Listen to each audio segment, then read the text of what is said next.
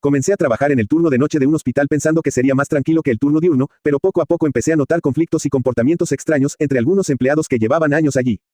Comencé a trabajar en el turno de noche del Hospital San Rafael con la absoluta certeza de que había tomado la mejor decisión posible.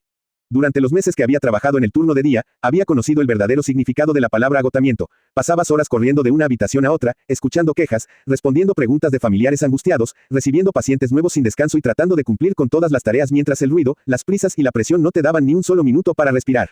Por eso, cuando me ofrecieron el puesto nocturno, lo acepté sin dudarlo un segundo. Todos me habían dicho lo mismo, de noche es otro mundo, muchísimo más tranquilo. Se van las visitas, baja la actividad, solo te ocupas de lo esencial y puedes trabajar con calma. Yo me imaginaba noches silenciosas, pasillos apenas iluminados, trabajo tranquilo y la sensación de paz al terminar mi jornada. Sin embargo, muy pronto descubrí que la tranquilidad de la noche era solo una apariencia, una máscara perfecta que ocultaba algo mucho más complejo, oscuro y perturbador. Los primeros 15 días todo pareció ser tal cual me lo habían contado. A las 10 de la noche, cuando cerraban las puertas a las visitas y el último equipo de la tarde recogía sus cosas y se marchaba, el edificio entero parecía soltar un suspiro de alivio. Las luces intensas se atenuaban hasta convertirse en una luz suave y tenue, el ruido de las conversaciones y los pasos desaparecía casi por completo, y solo quedábamos nosotros, un grupo reducido de médicos, enfermeras y auxiliares encargados de vigilar y cuidar a los pacientes que descansaban. Los compañeros que ya estaban allí me recibieron con amabilidad y paciencia. La mayoría llevaba más de 10, 15 o incluso 20 años trabajando en ese mismo horario, conocían cada rincón, cada procedimiento, cada truco que no aparecía en los manuales y cada pequeño secreto del funcionamiento del hospital. Yo los admiraba, los veía como profesionales experimentados, como compañeros sabios que me enseñarían todo lo que necesitaba saber, y creí sinceramente que habíamos formado un equipo unido y sólido desde el primer momento. Pero poco a poco, casi sin darme cuenta, empecé a notar que algo no encajaba, que debajo de esa calma aparente se escondía una tensión espesa y difícil de soportar. Al principio eran solo detalles pequeños, cosas que cualquiera podría ignorar o atribuir a un mal día, una respuesta cortante donde debía haber amabilidad, una mirada que se desviaba rápidamente cuando dos personas se encontraban, silencios que se alargaban demasiado tiempo en medio de una conversación normal. Sin embargo, con el paso de las semanas, esos pequeños detalles se hicieron cada vez más frecuentes, más evidentes y más dolorosos. Me di cuenta de que la mayor parte de esos roces, esos silencios y esas miradas cargadas de significado ocurrían siempre entre los empleados más antiguos, aquellos que llevaban allí más de una década y que, según me habían contado, habían trabajado codo con codo durante años, compartiendo noches, fatigas, alegrías y tragedias. El conflicto más claro y visible estaba entre Elena, la enfermera jefa, y Martín, un auxiliar que llevaba 20 años en el centro. Todos me habían dicho que durante mucho tiempo habían sido grandes amigos, casi inseparables, y que se tenían una confianza absoluta. Pero ahora, cuando estaban juntos, el ambiente se volvía tan tenso que se podía cortar con un cuchillo. Si Elena le daba una instrucción médica o de cuidado, Martín respondía con un tono seco, cortante y sin mirarla nunca a los ojos. Si él hacía una sugerencia o avisaba de algo importante, ella la ignoraba por completo o la desestimaba con un comentario sarcástico y desagradable. Una noche, cerca de la sala de almacenamiento, los escuché discutir en voz baja pero con mucha furia, aunque en cuanto me acerqué unos pasos, ambos se callaron de golpe, se pusieron rígidos y volvieron a sus tareas como si nada hubiera pasado, con unas caras tan serias y frías que me asustaron. Cuando pregunté a otro compañero qué había pasado entre ellos para cambiar así, solo me respondieron evasivas: son cosas de hace mucho tiempo, no te metas, no tiene nada que ver contigo. Pero esa respuesta, lejos de tranquilizarme, despertó mi curiosidad y mi preocupación. Poco después comprendí que no era solo un problema entre dos personas, sino que todo el grupo de trabajadores antiguos estaba dividido en dos bandos claramente marcados, aunque nadie hablaba de ello abiertamente ni lo reconocía en voz alta. Por un lado estaban quienes defendían a muerte las viejas costumbres, las normas que se habían seguido durante décadas y que, según ellos, eran la única forma correcta de trabajar. Por otro lado estaban quienes pensaban que muchas de esas normas ya no servían, que eran antiguas, lentas y que a veces incluso ponían en riesgo la atención a los pacientes. Lo que había empezado como simples diferencias profesionales, como puntos de vista distintos sobre el trabajo, se había convertido con los años en una enemistad profunda, personal y dolorosa. Ya no discutían por mejorar el servicio, sino por llevar la contraria, por herirse, por demostrar que el otro estaba equivocado. Se ocultaban información importante para que el otro se equivocara, se negaban a ayudarse mutuamente incluso en las urgencias más graves, y se hacían comentarios hirientes delante de los nuevos o de los pacientes, rompiendo toda la armonía que debería existir en un lugar destinado a curar y cuidar.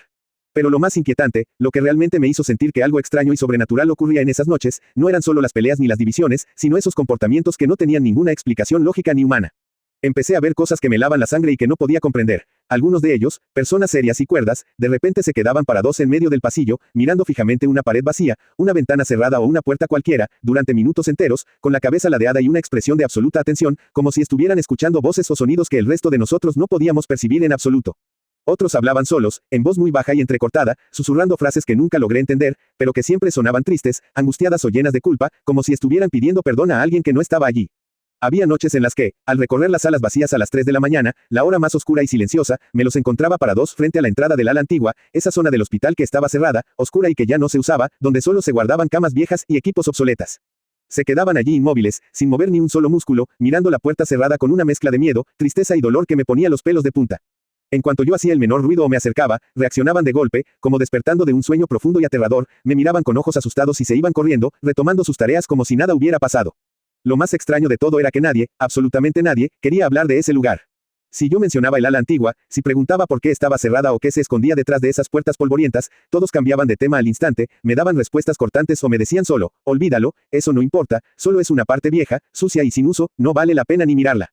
Pero sus miradas nerviosas, sus voces temblorosas y la forma en que se estremecían al escuchar su nombre decían todo lo contrario, sabían algo, algo terrible, algo que les dolía en el alma y que les daba un miedo atroz, y habían hecho un pacto mudo para nunca mencionarlo, como si el silencio pudiera hacer que lo que pasó desapareciera para siempre. Una noche, reuní todo el valor que tenía y me acerqué a Rosa, la enfermera más antigua de todas, una mujer que llevaba 25 años trabajando allí y que, a diferencia de los demás, siempre me había tratado con ternura y amabilidad, sin mirarme con desconfianza ni hostilidad. La encontré sola en la sala de descanso, mirando por la ventana hacia la oscuridad del patio, y me senté a su lado. Bajé mucho la voz, casi susurrando, como si yo también le tuviera miedo a que las paredes no se escucharan, y le pregunté directamente.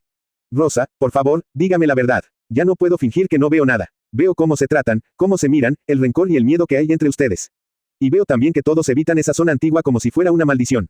¿Qué pasó realmente aquí hace tantos años? ¿Por qué este lugar parece tenerlos a todos atrapados en el pasado, sin poder avanzar ni olvidar? Ella se quedó en silencio durante unos minutos eternos, respiró hondo y miró a los lados para asegurarse de que no hubiera nadie cerca, de que nadie pudiera escucharnos. Entonces, sus ojos se llenaron de lágrimas que llevaba guardadas en su interior durante más de 15 años, y me habló con una voz suave pero rota, cargada de todo el dolor que había acumulado en su vida. Hijo, aquí dentro hay secretos que nos han cambiado para siempre y que nunca podremos borrar. Cuando llegué aquí, este hospital era muy distinto al que ves ahora. Éramos pocos, pero éramos una familia. Nos conocíamos la vida entera, nos apoyábamos en todo, en lo bueno y en lo malo, y no existían estos grupos ni estas peleas. Trabajábamos duro, sí, porque salvar vidas nunca es fácil, pero lo hacíamos con el corazón, y lo más importante siempre era el paciente, nunca nuestros problemas ni nuestros orgullos. Pero todo cambió para siempre una noche igual a esta, oscura, silenciosa y fría, hace ya más de 15 años. Hizo una pausa para tragar saliva y secarse una lágrima que le resbalaba por la mejilla, y luego siguió contando, bajando aún más el tono. Llegó una urgencia muy grave, un niño pequeño, apenas tenía 4 años, venía con una enfermedad muy complicada y necesitábamos actuar rápido y perfecto para salvarlo. Éramos pocos esa noche, como siempre, pero estábamos seguros de que lo podríamos sacar adelante, porque éramos un equipo y sabíamos lo que hacíamos. Sin embargo, por un error humano, uno de esos errores pequeños que cualquiera puede cometer pero que en medicina cuestan vidas, todo salió mal. Se confundió una medicación vital, se retrasó un procedimiento por culpa de una confusión en las instrucciones, y cuando nos dimos cuenta de lo que había pasado, ya fue demasiado tarde. El niño murió en esa misma planta, justo al final del pasillo, en la habitación que está dentro del ala antigua. Se le quebró la voz por completo, pero siguió hablando, como si sacar la verdad fuera la única forma de liberarse de ese peso. Pero lo peor no fue solo que se fuera, ni el dolor de ver morir a un niño tan pequeño sin poder hacer nada. Lo peor vino después, cuando llegó la mañana y aparecieron los directivos. En lugar de ayudarnos, en lugar de investigar con calma qué había fallado para corregirlo y que nunca volviera a pasar, solo pensaron en una cosa, salvar la imagen del hospital y buscar un culpable rápidamente. Querían echarle la culpa a alguien, silenciar todo rápido y esconder el problema como si nunca hubiera existido. Ahí fue cuando todo se rompió de verdad, ahí fue cuando dejamos de ser familia y nos convertimos en lo que ves hoy.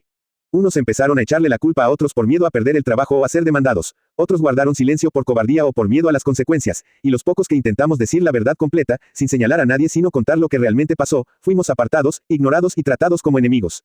Desde ese día, la confianza desapareció para siempre. Los amigos se convirtieron en extraños, los compañeros en rivales, y cada uno empezó a mirarse la espalda pensando que el otro podía traicionarlo en cualquier momento, tal como había pasado aquella noche. Miró hacia la puerta cerrada del ala antigua, al fondo del pasillo, y dijo con amargura infinita. Desde entonces, nadie habla de ello, nadie lo nombra en voz alta, pero todos lo llevamos clavado en el pecho. Cada vez que cae la noche, cada vez que pasamos por esa puerta donde murió ese niño, el recuerdo vuelve, el miedo vuelve y la culpa vuelve. Por eso nos miramos así, por eso nos tratamos así, por eso nos comportamos como si estuviéramos locos, porque todos sabemos que fuimos parte de algo terrible, unos por acción, otros por silencio, y ninguno ha podido perdonarse a sí mismo, ni perdonar a los demás, en todos estos años. Este lugar no nos atrapó por los turnos ni por el trabajo, nos atrapó el secreto que llevamos todos juntos, y que nos ha ido consumiendo poco a poco hasta convertirnos en sombras de lo que alguna vez fuimos. Me quedé completamente en silencio, sin saber qué decir ni qué hacer, con el corazón acelerado y la mente llena de pensamientos. Por fin entendí todo, las miradas esquivas, los silencios eternos, las peleas sin sentido y esos comportamientos extraños que tanto me habían inquietado. No era maldad, ni mal carácter, ni simple desacuerdo profesional. Era dolor acumulado durante años, era culpa que nunca se había perdonado, era un secreto tan pesado y oscuro que había logrado transformar a personas buenas, generosas y valientes en seres desconfiados, tristes y solitarios. Esa noche, al terminar mi turno y salir a la calle donde la luz del sol empezaba a asomar poco a poco, sentí que ya no miraba ese hospital de la misma forma. Ya no veía solo un edificio grande de paredes blancas y pasillos largos y silenciosos, veía una especie de prisión hecha de recuerdos y silencios, donde cada noche, al apagarse las luces y quedarse todo en calma,